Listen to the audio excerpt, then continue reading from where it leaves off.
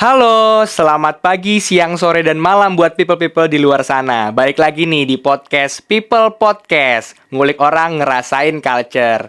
Nah, kalian ngerasa ada yang beda gak sih dari aku? Oh ya, sebelumnya, aku kan Aan ya namanya ya. Tapi kalian jangan lupa buat subscribe nantinya ya ke KMN Podcast. Oke, jadi kalian ngeliat gak ada yang berbeda dari aku hari ini apa?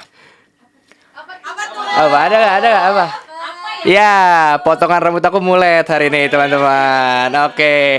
Jadi supaya nggak kalah ganteng dan nggak kalah shimmering splendid dari tokoh kita sekarang hari ini gitu. Nah, kira-kira kalian udah ada tebakan belum? Siapa sih yang diundang People Podcast pada hari ini gitu? Cluenya namanya sama aku. Iya, cluenya namanya sama, looks-nya juga hampir sama lah sama aku kan. Ya mungkin beliau 11, aku 200 ya. Ya, tapi tak kenal maka kata sayang. Nanti aku bakal kenalin kalian juga ke narasumber yang bener-bener kece pada hari ini. Langsung aja kali ya, nggak usah berlama-lama lagi. Kita sambut Kak Farhan Jijima. Halo people, hari ini People Podcast kedatangan narasumber spesial yang keren banget. Bukan cuma konten creator, tapi juga jago matematika, punya jiwa wirausaha, dan punya passion di dunia edukasi. Kenalin, ini dia Kak Farhan. Kak Farhan sering bikin konten tentang matematika dan fisika, dan gak cuma edukatif, tapi juga asik dan mudah dipahami. Gak cuma itu, Kak Farhan juga sedang mengembangkan proyek buku jurnalingnya. Jadi semacam buku catatan yang dipakai buat nulis target, ngatur aktivitas harian, atau sekedar nyatet hal-hal penting biar hidup lebih rapi dan terarah. Di obrolan kali ini kita bakal bahas gimana Kak Farhan bisa menggabungkan kecintaannya pada matematika, kreativitasnya, serta entrepreneurship-nya. Dan bagaimana cara Kak Farhan bisa survive dari dunia edukasi digital, dan tentu saja gimana caranya mempersiapkan diri supaya culture shock di dunia kerja atau studi lanjut nggak bikin kita panik. Penasaran kan? Simak obrolan selengkapnya di episode People Podcast kali ini. Halo teman people. Boleh Kak Farhan mungkin disapa people di luar sana. People nyebutnya. People kita Oke, halo people. Halo people. Sumpah ganteng banget. Jadi gimana nih kabarnya Kak Farhan sekarang? Alhamdulillah baik. Alhamdulillah baik. Kamu gimana? Aku baik banget juga. Kakak boleh manggil aku Aan aja. Aan, oke, siap. Jadi kayak ngobrol di cermin ya. Sumpah. Jadi obrolan hari ini santai aja sih Kak Farhan ya. Sebenarnya hari ini tuh aku mau ngulik tentang tema yang bener-bener relate banget sama teman-teman di luar sana nih. Yaitu temanya adalah culture shock. Oke. Gitu. Nah, sebenarnya Kak Farhan sendiri boleh dong mungkin dijelasin kakak itu siapa dan sekarang kakak lagi sibuk apa nih gitu. Oke, aku Farhan ya. Aku angkatan 56 kalau di PB. Itu masuknya tahun 2019. Dulu aku sarjana teknik sipil dan lingkungan. Sekarang sih aku ada perusahaan di konstruksi, di media, di education technology. Terus juga sekarang mau lanjut S2 di Singapura, di NUS, Agustus 2026. Kemarin baru keterima di LPDP. Mungkin itu ya kesibukannya, sambil ngonten juga lah. Benar. Nah teman-teman pastinya udah tahu dong sama Kak Farhan Jijima ini siapa dan dari bagaimana konten yang beliau curahkan ya di TikTok seperti itu. Nah Kak Farhan berarti sekarang nih kakak lagi sibuk apa nih untuk sekarang ini? Tadi udah dijawab ya. Aduh saya nggak fokus. Ya tadi udah didengar juga ya buat teman-teman people di luar sana kalau Kak Farhan juga alhamdulillah baru keterima S2 ya Kak ya di luar negeri, di Singapura ya Kak ya? Ya di Singapura. Oke keren banget. Nah Kak Farhan dulu tuh masuk IPB jalur apa sih Kak kalau boleh tahu? UTBK dulu. UTBK. SBMPTN lah. Jadi memang dulu simpang siur lah pas masuk itu memang banyak jalur kan, ada SNB. Dulu zamanku namanya SNMPTN sama SBMPTN. Jadi SNM tuh yang dulu, sekarang tuh namanya SNBP. Iya, yang rapot ya? Ya rapot. Nah dulu tuh aku karena pengen masuk ke STAN, jadi SNBP-nya nggak kuambil, jadi nggak daftar sama sekali. Padahal eligible dulu. Karena dari sekolah tuh syarat kalau emang mau masuk sekolah dinasan jangan ambil ini. Karena kan dulu tuh ada penalti gitu ya. Kalau kita ambil terus kita nggak daftar ulang. Akhirnya daftar ke STAN, juga daftar UTBK. stan tuh dari dulu tuh cerita sedikit ya. Dari dulu tuh aku kalau ikut tryout stan itu selalu juara satu. Terus juga bahkan dari stannya sendiri yang ngadain tryout itu aku juara 1 nasional. Terus pas hari H itu nggak lolos. Hari H tuh nggak lolos. Memang belum rezeki juga. Nggak belum rezeki ya benar. Nah dari situ ya udah memutuskan ya ambil UTBK-nya lah. Kebetulan di hari yang sama paginya itu nggak lolos stan, sorenya tuh pengumuman UTBK lolos di PB. Gitulah sedikit cerita. Tapi waktu kakak dapat berita kakak masuk IPB, gimana perasaannya kak? Apakah sama seperti kita semua yang ada di sini, sujud syukur dan melakukan, ada yang mungkin bikin tahlilan juga gitu? Sebenarnya dari pertama kali daftar UTBK aku udah tahu bakal lolos. Karena nilai itu keluar duluan kalau di tahunku. Oh iya. UTBK aku tuh dulu 753. Itu bisa masuk dimanapun sebenarnya di rata-rata di Indonesia tuh udah bisa masuk lah jurusannya. Ya dulu sebenarnya IPB pun bukan pilihan pertama aku sebenarnya. Ya aku tuh adalah di lubuk hatiku tuh pengen universitas lain. Cuma sebenarnya orang tua tuh yang nggak bolehin. Jadi orang tua tuh ridonya tuh aku di sini. Oke. Ya udahlah, pas itu karena orang tua juga yang bayarin kuliah, ya udah ngikut lah. Tapi kan kita kenal Kak Farhan dari konten-konten Kak Farhan yang ngajarin kita tentang matematika, fisika, dan itu. Kalau Kak Farhan sendiri udah mulai suka hal itu tuh dari kapan sih kak sebenarnya? Matematika, fisika, dan ilmu-ilmu itu. Kalau matematika sukanya tuh benar-benar dari lahir. Oke, mungkin bisa rada dilurusin nih ya dari lahir. Kan nggak mungkin kak brojol tiba-tiba 1 tambah 1 2 enggak dong. Jadi fun fact-nya, dulu tuh aku belum bisa ABCD tapi bisa 1 sampai 10. Jadi Okay. A tuh nggak tahu, tapi 1 tuh tahu. 1, 2, 3 tuh tahu. Jadi kalau dulu ibuku ngangkat angka 1, aku coba dulu gini. Atu gitu, tahu. Oh. Tapi kalau angkat A, aku nggak tahu itu apa. Oke. Tapi kalau 1 tahu itu 1. Nah, jadi memang dari dulu pas aku dapat cerita dari orang tua juga. Dari kecil tuh pas aku tuh masih di perut, ayahku tuh suka dengerin lagu-lagu klasik. Mozart tuh kan I don't know ini fakta atau mitos. Tapi katanya kalau sering dengerin lagu klasik itu nambah IQ. Oh, aku baru tahu tuh kak. Kalau I don't know kayak ya, gitu. ini fakta Iya. atau mitos ya. Ya tapi oke juga, soalnya aku juga dulu didengerin lagu klasik sih kak, tapi lebih ke arah lagu meninggal klasiknya ya. Ya makanya rada beda aja gitu. Mungkin kalau kakak Mozart, kalau aku mozzarella ya. Ada ya orang belakang tegang banget ya kak ya, nggak ada suara-suara feedbacknya. Nah tapi kalau Kak Farhan sendiri kan emang kita tahu ya, tadi kita Kak Farhan udah suka matematika dari lumayan, emang udah ada bakat juga lah ya, bisa dibilang seperti itu lah ya. Memang suka fisika juga, dan tadi juga masuk IPB melewati jalur apa people?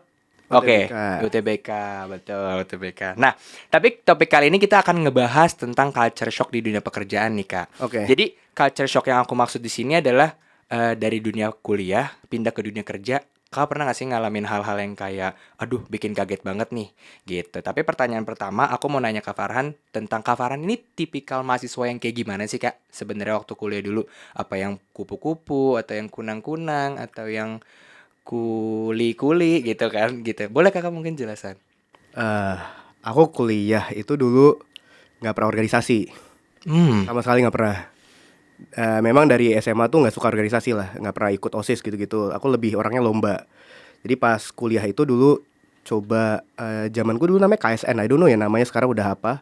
Kompetisi sains nasional dulu. Aku ikut seleksi di IPB.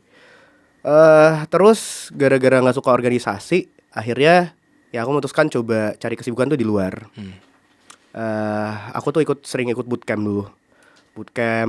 Aku mostly ikut bootcamp tuh di IT. Padahal jurusan aku teknik, tapi emang pengen belajar hal baru aja. Terus akhirnya sempat berlabuh di salah satu akademi cara bikin startup lah. Nah, dari saat itu aku punya passion di entrepreneurship. Bener-bener suka berbisnis jadinya. Nah, dari situ hidup berubah jadi kuliah kerja. Nah, jadi bangun bisnis sambil kuliah. Nah, itu dua hal yang berbarengan. Nah, dulu kalau cerita bisnis, aku tuh bangun bisnis tuh udah 18 kali saat kuliah. Jadi 18 kalinya gagal, ke 19 kalinya itu baru menghasilkan revenue. Nah, jadi 18 kali ini bener-bener ngabisin duit doang tapi tanpa ada hasil. Nah, jadi dulu juga kita tuh sempat mau bikin photobox. Zaman itu tuh photobox belum banyak kayak sekarang. Dulu kalau cerita pengorbanannya ya, Dulu aku pulang kuliah tuh ke Botani Square, ke daerah yang ada photoboxnya di mall. Itu aku hitungin satu-satu pakai alat zikir yang datang buat ngitung market size ya. Oke. Jadi berapa orang yang masuk mall, berapa orang yang pakai photobox di hari itu. Dan aku kayak gitu 7 hari. Jadi kita hitung di weekday sama weekend. Nah, itu cara lama untuk ngitung market size ya. Sekarang kan udah ada AI segala macam. Kalau dulu cara benernya tuh kayak gitu, cara ngitung market kan. Nah itu dulu salah satu bentuk kayak apa ya? Oh, pulang kuliah tuh kayak gitu. Lakuin hal-hal yang sebenarnya saat itu tuh nggak ada gunanya. Kayak nih ngitungin market size bla bla. Oh, kita hitung HPP photobox mahal banget. Kita nggak ada duit buat bikin photobox. Akhirnya ya udah jadi ide doang. Nah, tapi ternyata belajar ya akhirnya nemuin satu model bisnis lah yang ternyata works di mahasiswa gitu. Jadi memang dari dulu kalau ditanya kupu-kupu atau apa, aku kuliah kerja sih. Cooker, rice cooker, betul. Tapi kalau kakak boleh cerita sedikit, kira-kira bisnis yang revenue itu yang terakhir apa kak itu bisnisnya? Di startup edutech. Ya kita bikin platform tryout pas itu. Tapi sekarang udah core bisnisnya udah ganti 3 kali. Udah pivot 3 kali gitu. Berarti kan Kak Farhan juga termasuk salah satu mahasiswa yang memang lumayan sibuk lah ya. Kayak kuliah kerja. Banget, bahkan gitu. aku semester 5 mau cuti kuliah. Karena aku udah achieve 1M pertama di semester 5. Nah jadi aku mikir uang itu jadi lebih penting daripada pendidikan. Saat itu egonya. Nah ternyata salah gitu. Dari awal tuh tujuanku, ini pengertianku ya, by the way. Gak apa-apa. Mungkin ada orang yang gak setuju atau enggak, tapi bagiku dari awal tuh tujuan udah kuliah, uang itu gak bisa ganti tujuan itu sebenarnya. Jadi saat itu berpikir ya udah coba korbanin salah satu bisnis. Saat itu bisnisku 2, satunya aku korbanin. Ya udah deh, yang ini gak jalan karena juga gak sesuai visi sebenarnya, visi hidup. Tapi uangnya ada. Akhirnya coba ditinggalkan, dipostpone lah, supaya kasih ruang buat nafas di komitmen lain. Akhirnya ya udah pas itu meninggalkan bisnis itu dan fokus di kuliah dan kerjaan 1 itu 2. Oke. Tapi kan berarti kakak pas kuliah memang Kak Farhan orangnya yang bener-bener giat lah, bener-bener bisa menempatkan diri di dua tempat yang berbeda gitu lah ya kak ya. Oke. Kayak SpongeBob. Kenapa kayak SpongeBob? Aku juga nggak tahu. Tiba-tiba muncul aja di dalam otak. Oke kan. Tapi berarti kan kakak ketika kuliah itu ngalamin masa transisi dong ya kak ya. Kakak kan kebetulan angkatan 56 ya. Iya. Nah ngalamin transisi ke dunia bekerja. Itu selama kakak lulus kuliah, kakak itu langsung bekerja atau gimana kak? Sebenarnya basically kalau kerja aku udah dari semester 3 ya. Jadi lulus kuliah itu normalnya harusnya nggak kebingungan kan. Ternyata for me life after graduate still hits me ya. Masih merusak hidupku lah life after graduate itu. Jadi lucunya ya semua yang udah aku achieve saat lulus kuliah, orang tua tuh masih nyuruh aku tuh kerja di PNS dan BUMN lah. Oke. Tipikal orang tua. Tipikal orang tua. Nah akhirnya Lanjut kak. Akhirnya aku cobalah kerja di salah satu perusahaan BUMN. Sebenarnya singkat ceritanya awalnya aku nggak mau sama sekali. Aku benar-benar udah mau lanjutin bisnis aja. Itu juga income udah besar kan dari bisnis juga. Ngapain sebenarnya? Ngabisin waktu lah. Terus ayahku bilang kamu tuh harus dari zero, harus dari bawah. Aku bilang ya bikin bisnis emang dari atas, dari ke bawah, atas ke bawah. Ya dari bawah ke atas juga kan sama. Terus dia bilang ya bilang aja kamu tuh nggak mampu kali masuk BUMN, digituin. Egoku kena. Aku daftar 3 BUMN, 3-3 lolos. Oh iya. 3-3 lolos, terus udah aku nggak ambil offering. Aku udah niatnya ya udah sekedar membuktikan bahwa bisa nih. Terus ayahku bilang beda di perusahaan besar. Kamu tuh ini ya segala macam. Akhirnya aku mikir. Ya udah deh, coba deh ambil. Habis itu masuklah aku di salah satu manajemen trainee ya. Manajemen trainee atau aku kan di bank ya pas itu namanya tuh ODP.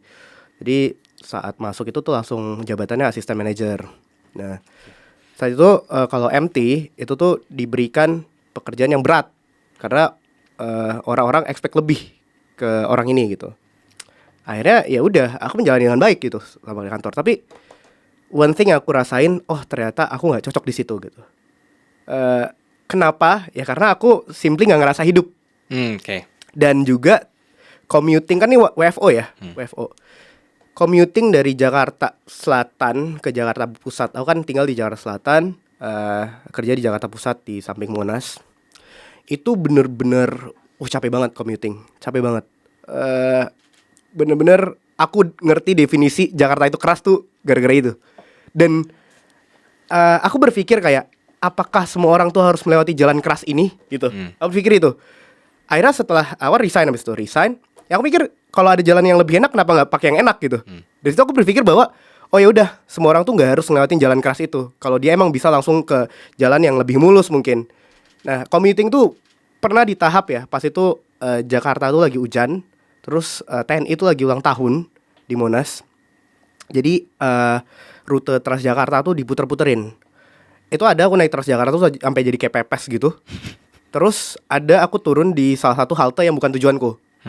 Di situ pertama kali ngerenungin hidup, duduk di tempat halte itu ya, duduk di halte ngelihat jalanan. Ngapain gue ya? Ngapain? Bener. Ngapain ya? Terus juga Tapi gue ganteng. nggak gitu. Apa ya? Lebih ke meratapi hidup.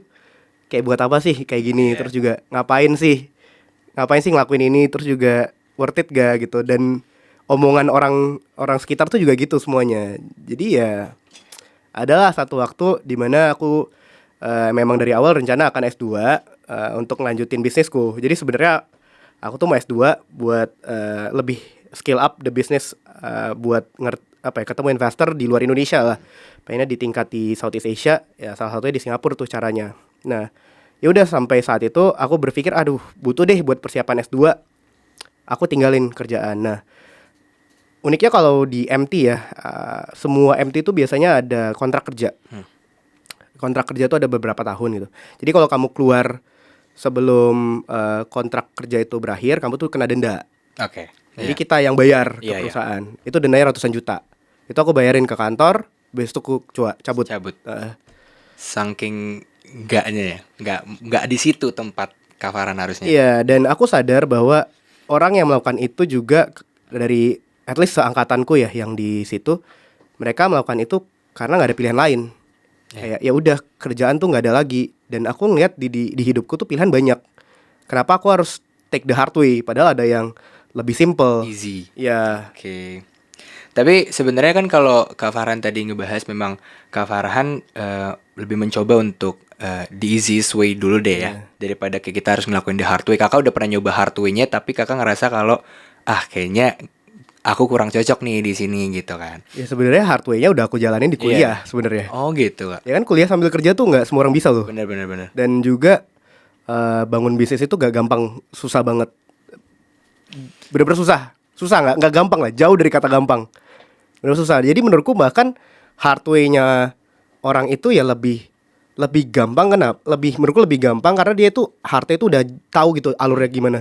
Sedangkan kalau kamu jadi entrepreneurship tuh hard-nya itu beda gitu. Kamu tuh nggak tahu ke depannya tuh bakal jadi apa. Nggak bakal tahu ke depannya apa. Tapi kan kalau orang kerja di korporat tuh udah tahu 5 years tuh kalau dia kerjanya bagus dia bakal naik jabatan gitu-gitu kan. Nah, itu yang sebenarnya, jadi aku tuh hard way-nya tuh lebih ke commuting-nya, terus juga dimarah-marahin atasan. Itu yang sebenarnya aku nggak suka. Iya. Gitu.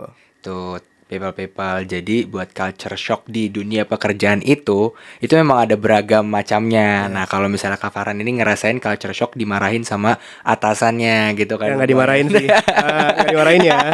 Lebih ke ditegur dengan cara baik-baik. Ditegasin ya. Dengan cara baik-baik. Benar. Tapi kalau Kak Farhan sendiri ngerasain perbedaan gak sih Kak ketika kakak as mahasiswa gitu kan? Terus abis itu kakak memposisikan diri kakak juga sebagai pekerja.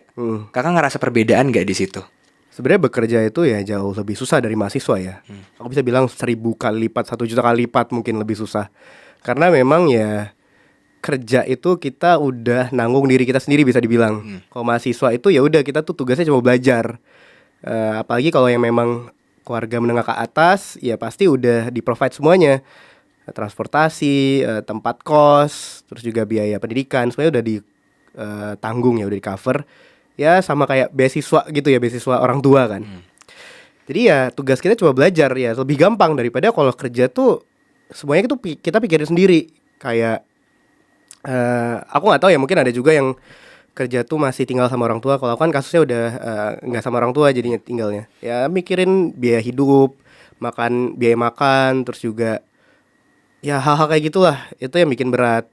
Cuma mungkin aku cukup beruntung lulus kuliah udah dalam keadaan stable gitu. Jadi nggak terlalu mikirin biaya makan gitu. Tapi dari pengalaman teman-teman itu yang berat ya gitu. Tadi sedikit menyinggung juga tentang hal itu ya Kak.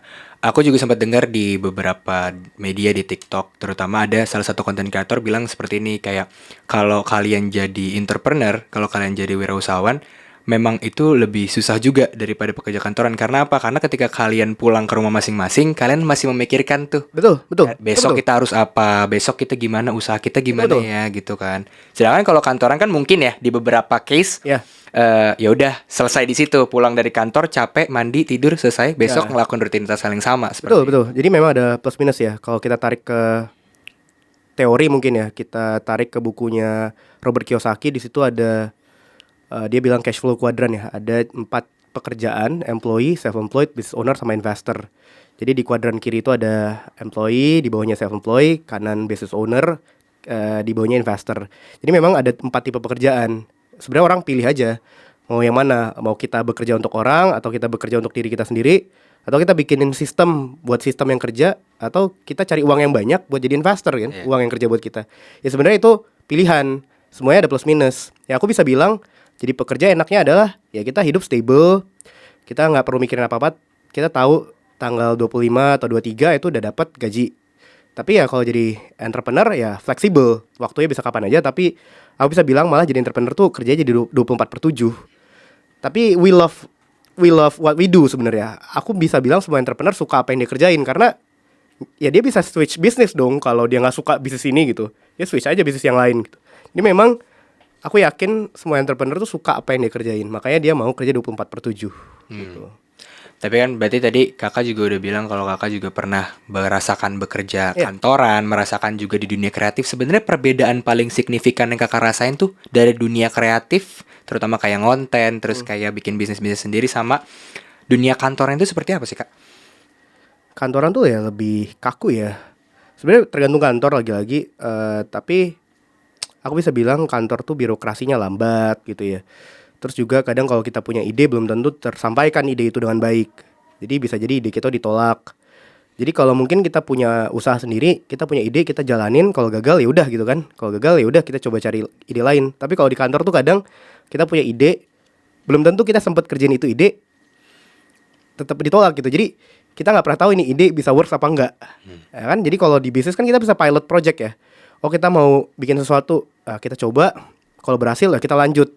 Kalau gagal ya udah, kita anggap ini percobaan aja.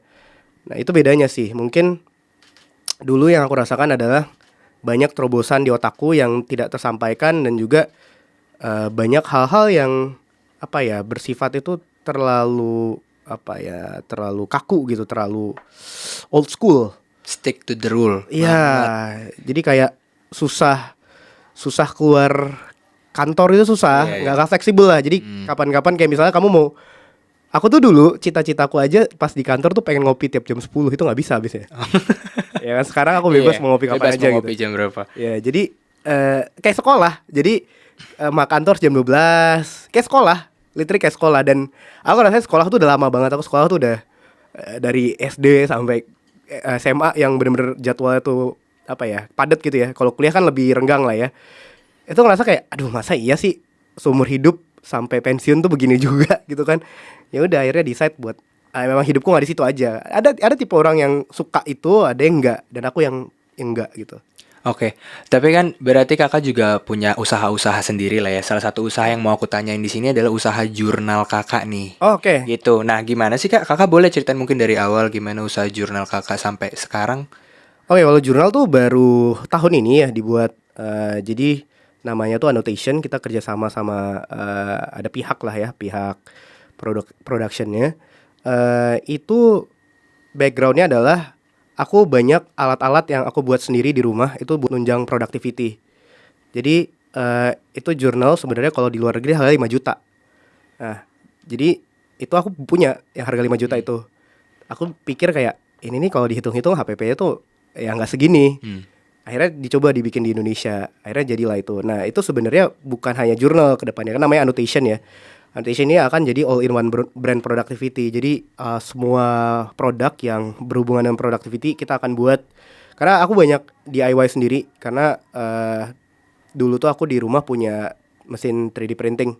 Jadi Oke. suka bikin-bikin hal-hal gitulah dulu. Tapi seru gak sih Kak punya alat itu tuh? Kadang aku juga kepikiran loh pengen buat beli alat 3D printing gitu loh. Seru. Kayak bisa buat hal-hal yang terobosan terbaru gitu loh Kak. Kayak Kadang tuh misalnya ya buat- gantungan kunci Iya, yang bisa benar-benar. gambar-gambar gitu kan. Iya. Mempermudah hidup kadang juga hal itu. Aku tuh buat ini buat naro kopi di meja. Iya kan, biar nggak ada stainnya Ya. gitu kan. Tapi kalau Kakak Farhan sendiri tuh pernah nggak sih ngerasain FOMO-FOMOan gitu tuh waktu kuliah gitu, atau kayak waktu Kakak kerja? Nah, jadi kalau FOMO sih banyak ya step FOMOku. Kayak kalau pas kuliah ngelihat orang-orang tuh organisasi gitu-gitu seru gitu ngeliatnya. Cuma aku nggak organisasi gitu, bukan tipe yang sana. Aku tuh pernah masuk terus aku ngeghosting di kayak cabut gitu, hilang gitu. Paham gak sih? Ya karena nggak suka. Ternyata kayak aku ngerasa ngapain sih kayak gini gitu. Bukan tipeku aja, bukan jalan hidupku lah. Akhirnya ya udah, karena FOMO ya aku coba belajar banyak. Dulu tuh sempet belajar baking juga. Belajar baking. Baking? Iya, tapi ternyata nggak bakat. Oke. Ya belajar aja. Belajar pakai. Oke. Terus belajar masak juga dulu. Jadi banyak semester 3 itu aku ngabisin buat belajar aneh-aneh. Nggak sesuai jurusan. Jadi aku benar-benar percaya belajar tuh nggak ada ruginya. Nggak harus sesuai jurusan. Belajar aja apa aja yang kalian mau. For fun aja. Jadi itu yang aku lakukan dulu. Belajar banyak. Belajar desain, belajar Photoshop tuh, Illustrator gitu-gitu. Dan ya udah berakhirnya tuh di sinilah sekarang di entrepreneurship gitu. Oke, tapi kan Kakak juga akhirnya berakhirnya di entrepreneurship juga ya Kakak tadi bilang. Tapi aku mau ngulik sedikit dong Kak, gimana nih? Pas Kakak kan awal ngonten itu memang disengaja kah? Atau misalnya tiba-tiba gimana, dan akhirnya sekarang mungkin jadi salah satu income Kakak yang paling besar juga lah ya, termasuk salah satunya. Di Apa? bawah bisnis lah dia. Iya. Tapi kenapa Kakak mungkin bisa menjelaskan waktu Kakak memutuskan aku mau ngonten nih gini-gini? Oke, ya jadi dulu konten tuh sebenarnya nggak sengaja lah, kayak bukan di plan gitu. Emang pengen konten aja. Bukan pengen konten, gimana ya? Ya udah pengen bikin video aja. Oke. Karena pas itu kan TikTok tuh kayak Booming banget, Ya, bener-bener. boom banget. Kayak mungkin yang awalnya di 2019 orang yang punya aplikasi TikTok di HP-nya tuh Jamet. aneh ya kan. Sampai sekarang kalau orang nggak punya TikTok tuh malah yang aneh. Iya, ya kan? bener. Jadi udah stigma-nya tuh udah berubah. Nah, sampailah di titik kayak semua orang tuh main TikTok, selingkunganku dulu pas maba ya. Kayak aduh, ya udah deh coba download. Pas zaman itu kayak isi video itu cewek-cewek cantik, terus joget-joget gitu-gitu ya. Masih kayak gitu kan? Covid era ya Kak? Apa Ya, udah? sebelum Covid dikit lah. Oke. Nah, terus akhirnya aku tuh ngelihat di luar negeri tuh udah ada yang bikin education. Luar negeri. Di Indonesia belum. Nah, aku tuh nggak bisa joget. Oke. Biasanya tiap temen tuh ngajak, aku tuh bener-bener nggak pernah bisa ngafalin karena zaman dulu tuh seingatku ya gerakannya susah banget dulu. Oh iya, bener-bener. Dulu tuh susah banget. Sampai yang muter-muter Iya, ini kan Kak? bener-bener. Aku bahkan dulu tuh lihat ada kreator yang bener-bener ngajarin. Iya. Aku masih ingat ada yang bisa ngajarin helikopter hand gini loh Kak, yang gini. Iya, itu yang kayak gitu-gitu. Iya. Jadi teman-teman cewekku tuh suka ngajak tuh habis kampus, habis kelar kelas, bikin ini. Aku ngeliatin aja di pojok kayak karena nggak bisa. Karena kalau aku ikut ngerusak gitu kan. Oke lah, akhirnya yaudah nggak ikut, ngeliat aja kayak it's a trend. Aku ngeliat tuh kayak, oh ini bener-bener semua orang lakuin ini. Iya. Akhirnya coba masuk di education. Pas itu karena aku ibaratnya punya kelebihan di matematika sama fisika, coba deh kita bahas soal yang simple-simple aja. Terus akhirnya ya udah, life goes on lah tiba-tiba ya udah boom besar dan lanjut sampai sekarang lah. Tapi kenapa Kakak nggak memutuskan untuk kayak full time content creator aja Kak? Kayak fokus ke satu gitu misalnya. Ya apa ya, mungkin pengen belajar lebih aja. Karena aku ngerasa as a content creator aku tidak menggunakan skill eksakku gitu. Aku punya kelebihan di di angka gitu, strategic things lah. Mungkin bisa dibilang adalah kegiatan-kegiatan yang sebenarnya menggunakan kayak pengambilan keputusan, ngambil cover atau hookingnya gimana. Sebenarnya itu kan juga mikir ya. Tapi aku butuh yang hard gitu kan, hard yang biasanya kayaknya dari awal kan cita-citaku jadi engineer juga. Jadi ya sebagai entrepreneur tuh lebih kepake lebih kepake lebih dalam. Kita ngelihat data, kita hitung datanya, terus kita juga ambil keputusan by data. Jadi benar-benar lebih kepake di situ. Jadi simply memang dari awal content creator itu bukan tujuan hidupku aja, bukan sebuah cita-citaku dari kecil. Jadi ya aku memutuskan ya udah ini side hustle aja, dan aku sempat mau berhenti konten kok dulu. Oh iya kak. Sempat mau berhenti Kenapa, Kak? konten. Karena capek aja, capek males. Tapi saat itu kita masih building bisnisnya lumayan struggling, jadi butuh dana yang lumayan. Jadinya tetap konten buat nutupin dana operasional. Jadi tutup lubang gitu loh. Nah itu yang aku lakukan dulu. Jadi memang ya konten itu sekarang malah jadi jadi panggilan hati aja, udah nggak buat uang, beneran. Oh oke. Udah nggak buat uang. Tapi kalau ditanya uangnya ya besar. Betul. Cuma udah bener-bener udah panggilan hati. Udah kayak ngelihat orang terbantu. Karena sekarang tuh bener-bener ngeliat feedback ya. Karena aku sering keliling Univ kan. Orang tuh bener-bener ngasih, dia pernah kasih aku buku. Dia lolos S1 itu, sekarang tuh dia udah magister. Itu semuanya gara-gara aku. Oke. Bayangin kamu bisa buat orang S2 gara-gara kamu Gara-gara gitu. konten Iya. kakak sendiri. Iya, gara-gara kamu. Iya. Maksudnya memilih S2 tuh perlu pertimbangan yang banyak ya. Betul. Terus ada juga yang dapat kerjaan yang bagus gara-gara ngikutin arahanku gitu-gitu. Jadi bener-bener rasa gunanya tuh di sini. Jadi bener-bener sekarang tuh bener kata orang-orang, ketika uang udah cukup tujuan hidup kita tuh berubah. Beneran. Karena dulu aku nggak bisa bohong. Dulu tuh tujuan hidupku uang dulu. Pas kuliah ya, anak mahasiswa ya lapar kan. Iya bener. Lapar. Nah pas itu tujuannya uang. Tapi sekarang bener-bener tujuan tuh udah ganti. Iya. Karena memang uang tuh udah ya hanya uang tuh, hanya kertas. Itu alat menuju kebahagiaan lah. Kita cari kebahagiaan lain gitu. Mungkin gitu sih. Tapi ketika kakak tahu waktu konten kakak itu boom, kakak sempet kayak kaget juga nggak? Karena kan maksudnya bukan tujuan kakak nih untuk kayak ngonten dan akhirnya menghasilkan uang dari situ gitu kan. Kakak sempet kayak, ih kok rame gitu. Kagetnya itu pas acara seminar sih. Oke. Jadi mungkin kalau di sosial medianya sendiri rame itu, yaudah aku biasa aja. Kayak yaudah rame gitu. Pas acara seminar tuh bener-bener manusia beneran kan. Itu tuh yang bener-bener kenal aku gitu banyak, dan banyak banget yang kenal. Kayak kaget lah. Itu aku ingat banget acara di Sumatera. Aku lupa di kota mana. Cuma itu pertama kali seminar offline, itu ngeliat banyak banget orang yang kenal aku.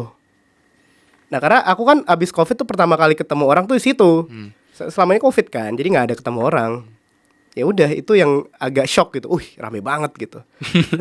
Tapi kalau kakak sendiri ada nggak sih ini mungkin buat tips-tips buat people-people di luar sana nih, yang tadi kan kita udah ngebahas gimana tentang culture shock, gimana tentang culture shock di dunia pekerjaan terutama ya, dan di dunia perkuliahan. Kakak ada tips nggak buat people-people di luar sana kayak gimana sih cara ngatasin culture shock itu? Culture shock di dunia karir ya. Di dunia karir terutama. Sebenarnya I don't know ini saran yang benar dan gimana ya. Tapi bagiku sendiri, menyentuh dunia karir duluan sebelum lulus kuliah itu salah satu cara agar kita nggak terlalu shock dengan dunia karir. Jadi kadang ada orang yang passion itu tuh di dunia finance misalnya. Pas dia masuk kerja beneran di finance, ternyata nggak cocok. Jadi dia tersiksa ternyata di situ. Jadi jangan terlalu berpikir apa yang jadi ekspektasi kita tuh akan terjadi juga jadi realita. Ekspektasi kita kadang salah. Makanya lagi-lagi cobalah nyentuh duluan. Jadi kamu bisa pakai internship atau magang atau coba bootcamp gitu ya. Jadi ketika kamu nyentuh industri itu, kamu tuh udah bener-bener tahu nih, industri finance tuh kerjanya kayak gini, atau industri FMCG kayak gini, agency kreatif tuh kayak gini.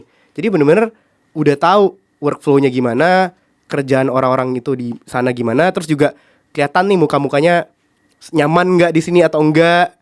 Maksudnya kita nggak mau dong kayak dia juga, ya nggak? Iya, ya, Pak. maksudnya kita ngelihat ada orang yang kerja di situ stres gitu. Iya. Kita nggak mau juga dong kayak dia kan.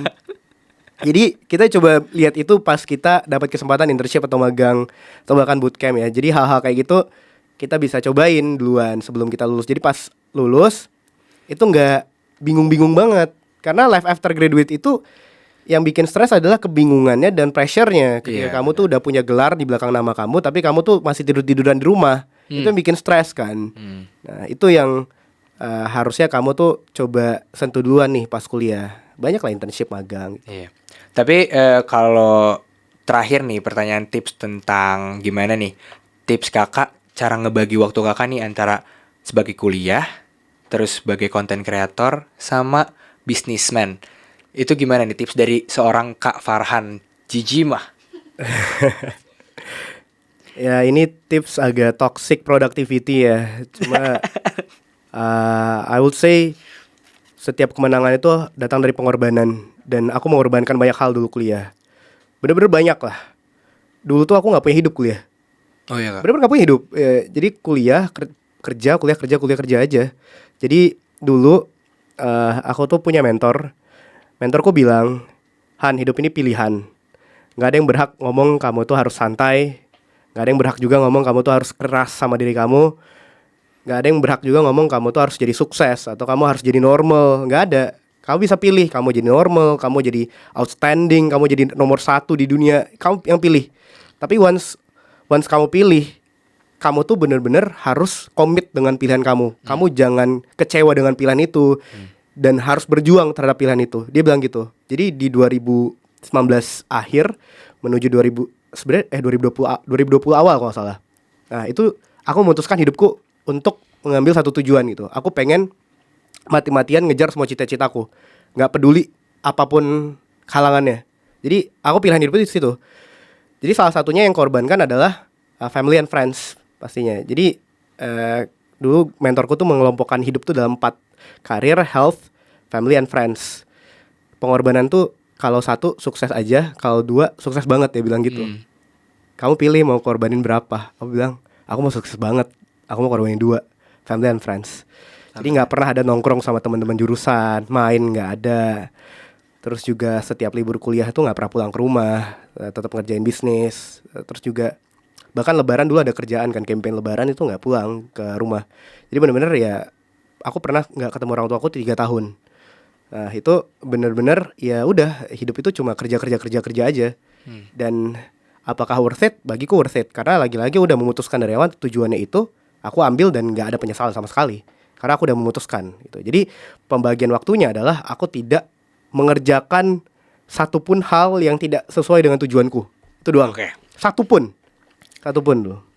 Gitu ya, people mungkin bisa diambil dari omongan Kak Farhan Jijima ini. Kalau misalnya kalian itu bisa mulai memetakan kira-kira path kalian dan apa yang kalian antusias di situ, mungkin kalian bisa lebih fokuskan ke situ. Tapi juga jangan terlalu merelakan atau melalaikan hal-hal yang memang menjadi kewajiban kalian, terutama sekarang di bidang perkuliahan ya, gitu ya Kak Farhan.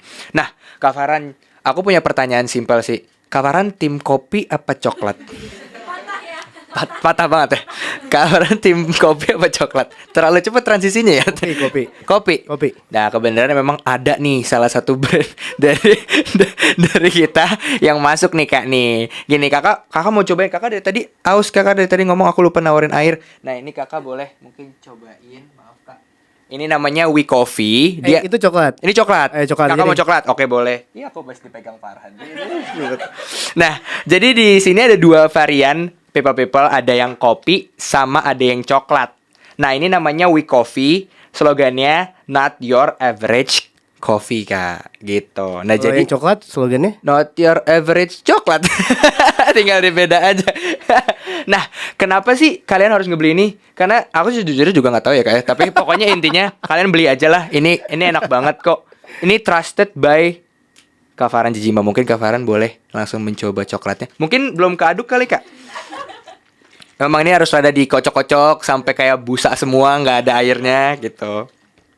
Nah dia kopi yang ini nih, yang kopinya ini signaturenya mereka ini, mereka menjual dengan rasa yang ngeblend, bener-bener rasa yang luar biasa enak. Kalau coklatnya bener-bener nyoklat, bener-bener nyoklat. Nyoklat ya. Gitu. Gimana Kak rasanya? Nyoklat. Aku yang belum nyobain. Pokoknya people di luar sana, We Coffee ini approve sama 2 Farhan terhebat di muka bumi ini. Gitu. Jadi setelah kita bahas-bahas tentang culture shock, terus abis itu Kak Farhan Jijima juga bagiin tips-tipsnya beliau tentang gimana sih cara ngatasin culture shock juga ya di dunia pekerjaan, dan gimana sih cara ngebagi waktu gitu kan. Nah sekarang biar kita nggak terlalu stres dan fokus-fokus terus ngebahas tentang hal yang serius, gimana kalau kita main game Kak? Oh, boleh. Boleh. Ini nggak di briefing nih. Nih, ini kita ini memang belum, ini memang konsepnya di sini spontan, Kak. Oke. Waduh, kan emang ada jangkrik-jangkriknya di belakang kamera. Jadi gamenya ini aja sih, Kak, simple this or that. Tapi Oke. sebelum itu kita masuk ke sesi games.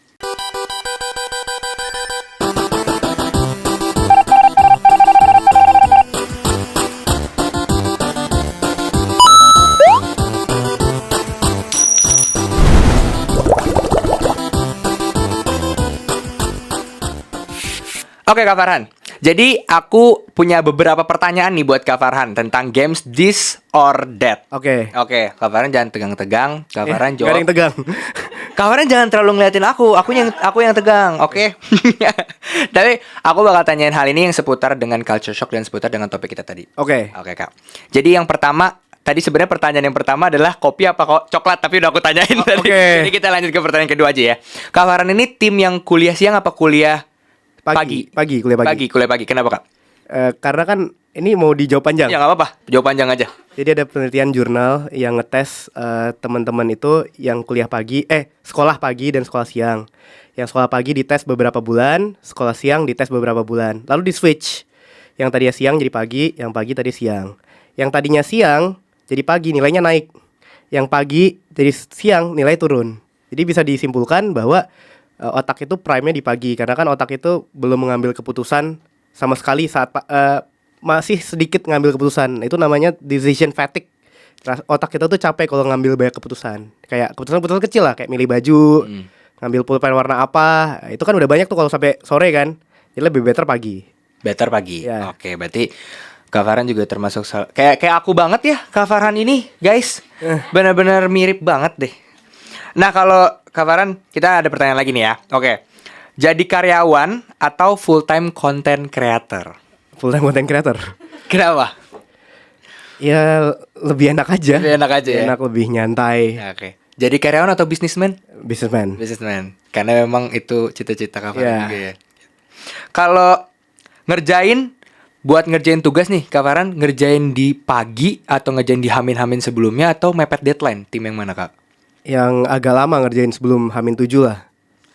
Ih, sama banget. Gak tau. Entah kenapa sama banget loh. Bener-bener sama banget. Semuanya yang namanya Farhan mirip banget ya. WFC apa WHO? Apa? WFO. WFC, tapi jangan WFC terus. Ada WFO-nya lah. Tapi WFC. Kalau Tapi ditanya pilih dua. Kak Farhan kalau WFC gitu, Kak Farhan pernah gak sih ngerasa Kak Farhan tuh boros?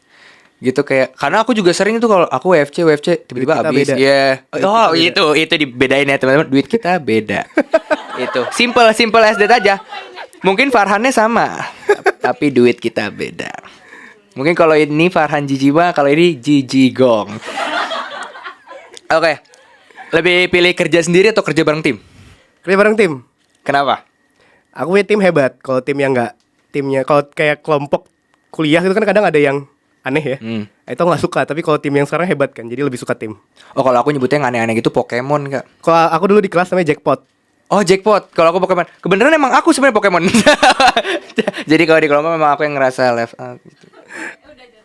Yang paling nggak dipilih ya. Iya, tapi ya gitulah. Kalau Kakak tim yang di jalan ngedengerin musik apa di jalan ngedengerin podcast? Podcast. Mungkin setelah Kakak podcast ini mungkin Kakak bisa di jalan, setiap jalan Kakak mungkin liatin, dengerin podcast aku ngomong mulu gitu ya dari kemarin gitu. Oke, Kakak pilih meeting offline atau meeting online? Offline. Kenapa, Kak? Kadang ide baru muncul saat offline sih daripada online. Bener. Tapi aku juga sering loh. Kayak kemarin kan kebetulan memang kalau kita di semester 3 di komunikasi ini ada IO ya, Kak ya. Nah, kita bikin IO gitu kan. Nah, memang aku lebih suka, karena kebetulan aku juga ketua kelompok. Sorry. Masa ketua Pokemon? Iya, aku bercanda aja. Oh. Aku sebenarnya orang paling capable di sini. Kakak tahu Pak Arif Satria? Iya. Teman. Nah, jadi memang aku lebih suka juga buat offline karena memang ngerasa bisa ngelihat wajah tim-tim Betul. juga. Itu salah satu semangat kita juga ya kadang ya. Kenapa tim kamu jadi semangat? Soalnya ada pacar saya. Gitu. Nah, teman-teman, People lupa jadi teman-teman. Nah, People kira-kira seperti itu ya tadi games yang udah dimainkan oleh Kak Farhan dan Farhan yang ini juga. Jadi gimana People seru kan Disordered-nya? Kakak gimana tadi perasaannya? Terlalu mendadak atau terlalu gak jelas sebenarnya ini? Aman ya? Masih masuk akal. Masih masuk akal ya? Masuk akal. Cuman emang sayanya aja sebenarnya yang gak masuk akal ini. Aku mungkin udah mulai merasakan apa ya? Aku mungkin udah mulai ngerasain nih apa yang Kak Farhan rasain. Mungkin dari tadi udah lumayan kayak ini orang siapa sih ngomong-ngomong mulu gitu kan. Mungkin udah aja kali ya kita podcast ya. Aku boleh udahan. Angkat tangan aja nih. Aku udah bertegang banget. Jadi people di luar sana, makasih banget nih udah nemenin aku Farhan Gigi Gong dan Kak Farhan Jijima di People Podcast kali ini. Semoga topik yang kali ini bermanfaat ya. Kita ucapkan terima kasih banyak kepada Kak Farhan sudah mau datang ke People Podcast. Jangan lupa untuk subscribe ya Kak nanti. Boleh. Oke. Gitu aja teman-teman. Jangan lupa buat dibeli nih We Coffee-nya. Farhan approve. Dua Farhan ini. Dan by the way ada salah satu fun fact terakhir. Ini benar-benar fun fact. Kita sama-sama orang Tangsel. Itu yang benar-benar menyatukan FIFA Tangsel. Hidup Tangsel. Nah, jadi Langsung mananya? aku Cilduk. Jauh. Kakak di mana, Bang? SD. Ya, sama lah. Sama-sama Tang. Depannya kan Tang. Iya. Makanya kita sama-sama orang yang benar-benar sama lah pokoknya deh intinya. Cilduk tuh bukannya Jakarta Barat ya? Ciledug Jakarta Selatan. Aku sih selalu nyebutnya Jakarta Selatan. Oh, ya. Jakarta Karena Selatan. aku nggak mau disebut Tangerang. Kalau rumah lu di mana Ciledug nggak mau. Pokoknya Jaksel. Aku bilangnya Jaksel. Tuh rumah aku di Budi Luhur Kak, dekat Budi Luhur. Oh, iya. Kita ngobrol tentang Ciledug aja gimana?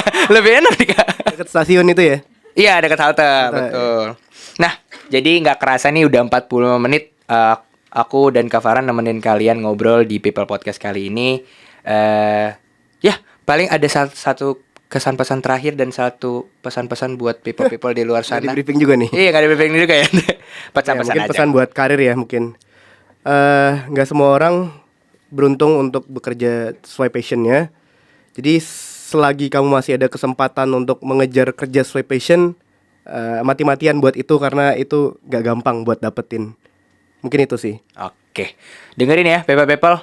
Dan kalau dari aku perlu nggak usah ya, nggak terlalu penting juga ya kayaknya. Oke, sampai jumpa people di luar sana. Sampai jumpa nanti kita bakal bertemu di People Podcast berikutnya lagi ya. Jangan lupa untuk nonton podcast ini dan ramaikan podcast ini terus ya. People Podcast ngerasain orang People Podcast ngulik orang ngerasain culture. Dadah, makasih banyak Kak Farhan, makasih banyak.